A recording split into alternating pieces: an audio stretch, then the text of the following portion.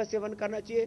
जीरा, धनिया, सौंफ का पानी तो हम बताते ही हैं सामान्य रूप से एसिडिटी के लिए, अल्सर के लिए। और जीरा, धनिया, सौंफ, मेथी, अजवाइन मिलाने से इससे गैस्ट्रिक भी दूर हो जाता है।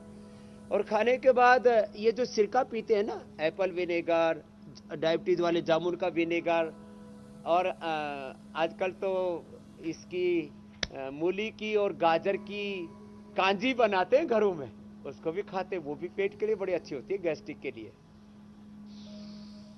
अच्छा स्वामी जी, अभी कुछ देर पहले आप विरुद्ध आहार की बात कर रहे थे, तो मुझे लगा कि ये वाकई बहुत इंपॉर्टेंट विषय है और इस पर पूरा एक कार्यक्रम होना चाहिए। लेकिन ज़रा आप आज बता ही दीजिए एक बार फिर से कि कौन कौन से विरुद्ध आहार हैं जो लोगों को जिनसे बचने की ज़रूरत है, क्योंकि लोग वैसे ही थोड़ा सा बता अनुशासनहीन दीजिए। जिंदगी जीते हैं, कुछ भी खा लेते हैं एक उल्टा तो सीधा। जिनको जिनको कोलाइटिस है, अल्सर है, आईबीएस है, इरिटेबल बाउल सिंड्रोम की प्रॉब्लम रहती है, क्रोन्स डिजीज है, उनको, उनके लिए दूध, घी और मीठा, चीनी, ये जहर का काम करते, नहीं लेना चाहिए। और उनको, सबके लिए हम बोलते हैं रात को दही छाछ नहीं लेना, लेकिन जिनको ये कोलाइटिस, क्रोन डिजीज है, उनको सुबह दही, दोपहर को छाछ, रात को भी वो दही ले थोड़ी मात्रा में। लेकिन बाकी शेष व्यक्तियों को रात को दही का सेवन नहीं करना चाहिए। और दूध और दही वाली, कुछ लोग 1 चम्मच रायता, 1 चम्मच खीर खाते हैं। रायता और खीर साथ में कभी भी नहीं खाना चाहिए।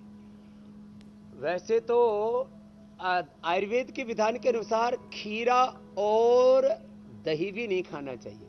दधि त्रिपुसम प्रत्यक्ष ज्वर ऐसे बोला जाता है, लेकिन खाते हैं आजकल लोग। लेकिन इतना तो कर ले मेहरबानी करके कि आप रात को एक तो दही, छाछ और नींबू, अचार, टमाटर, खट्टी चीजें ना खाएं, इससे वात, पित्त, कफ, त्रिदोष प्रकोपित होते हैं। रात को खाने के 1 घंटे बाद दूध पिया करें, और दूध के साथ कोई नमक वाली वस्तु न खाया करें। छोटी छोटी बातें विरुद्ध आहार की श्रेणी में आता है। अब ये स्वामी जी और जान के बड़ा हैरानी होती है कि बचपन में नमक वात वाले रोगियों पराठे के और लिए दूध विरुद्ध से आहार जो है है दही, नाश्ता हो छाछ, नींबू, जाता था। अचार, टमाटर, खट्टी चीजें। कफ, और हाँ, ये गलतियां गलत हर घर बात में है, हुई। पराठे के साथ चाय, कॉफी। जी जी। कफ रोगियों के लिए घी, चिकनी और ठंडी चीजें, और पित्त रोगियों के लिए गर्म चीजें, उसके लिए विरुद्ध आहार है। तो अपने रोग के, अब जैसे जिसको पहले से फैटी लीवर है और घी खाएगा, तेल खाएगा, तो बढ़ जाएगा। हम लिवोग्रिड, लिवामृत देके उसका फैटी लीवर अच्छा करते हैं। लेकिन जिनको फैटी लीवर, उनको फैट का सेवन नहीं करना। जिनको शरीर में गांठें हैं, उनको जो है फैट, घी, तेल का सेवन नहीं करना।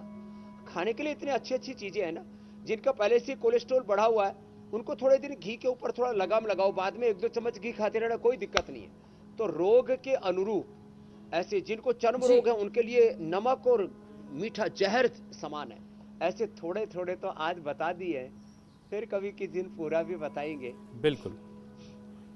बिल्कुल स्वामी जी, ये छोटी छोटी चीज़ें हैं जिनका ख्याल रखना बहुत ज़रूरी है, और अगर हम इन्हीं को समझ जाएं, इन्हीं का ख्याल रख लें, तो बड़ी बड़ी बीमारियों से बचा जा सकता है। स्वामी जी, आप अक्सर कहते हैं कि खाने की एक चीज़ से अगर एलर्जी हो तो इसका सीधा सीधा असर इम्यूनिटी पर पड़ता है, वो वीक हो जाती है।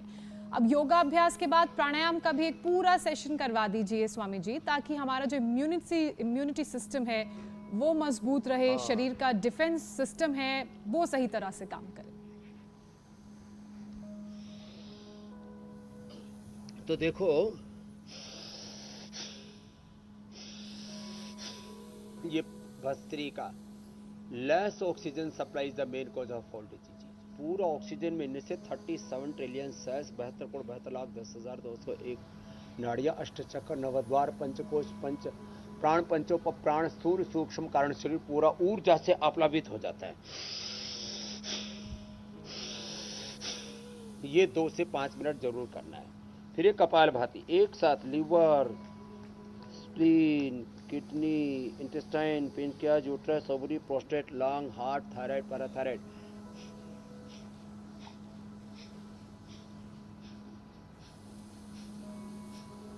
ये कपालभाति ऐसे पूरा करना चाहिए। ये पूरे इंटरनल ऑर्गन्स को हेल्दी बना देता है। मैंने कई बार कहा, एक एक सेल के, उनसे बनने वाले टिश्यू के, उनसे बनने वाले ऑर्गन के, उससे बनने वाले पूरे सिस्टम की, रिप्रोडक्टिव, ऑक्सीक्यूटिव, डाइजेस्टिव, स्केलेटल सिस्टम से लेकर के पूरे ऑटोनॉमिक वॉलंटरी सिस्टम की central nervous system, peripheral nervous system की पूरी हर एक पूरे शरीर की एक इम्यूनिटी होती है, एक ऑर्गन स्पेसिफिक इम्यूनिटी होती है, एक सेल और एक टिश्यू स्पेसिफिक इम्यूनिटी होती है। सारी इम्यूनिटी प्राणायाम से बढ़ती है। आंवला एलोवेरा गिलोय का जूस मैं रोज बताते हूँ। और सात्विक आहार, कपालभाति के बाद ये बाह्य प्राणायाम पेट के लिए बड़ा जबरदस्त है। ये भी 5 बार से लेकर 5 मिनट तक कर सकते हैं। ये पेट के लिए रामबाण है। जो ऐसे कठिन आसन न कर सके, जो हमारी इधर बेटियां कर रही हैं, कोई बात नहीं। जो कठिन आसन न कर सके तो ये बाह्य प्राणायाम कर लें। बाह्य प्राणायाम भी जितना हो उतना कर लें।